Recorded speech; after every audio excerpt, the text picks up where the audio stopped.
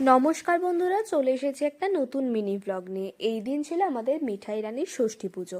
ওর মানসিক ছিল বলে জন্ম থেকে, সেজন্য ওর চুলটা এতদিন লম্বা ছিল। আর যখন চুলটা কেটে দেওয়া হয়, মেয়ের কিন্তু খুব দুঃখ হয়েছিল প্রথম প্রথম। তারপর নতুন জামা পেয়ে আবার সব ভুলে গেছে। তারপর সমস্ত আচার অনুষ্ঠানগুলো পালন হচ্ছিল। আর দেখো, আজকে মিঠাই কত শান্তভাবে সব পালন করছিল, কোনো আওয়াজও করেনি। অন্যদিন হলে একদম চিৎকার করে ফাটিয়ে দিত। আমি ততক্ষণ ওখানে পুজোর ওখানে একটু সাহায্য করছিলাম। তারপর ফলমূল কেটে কুটে দিয়ে সন্ধেবেলা মিঠাইকে নিয়ে একটু আমাদের ঘরে নিয়ে এসেছিলাম।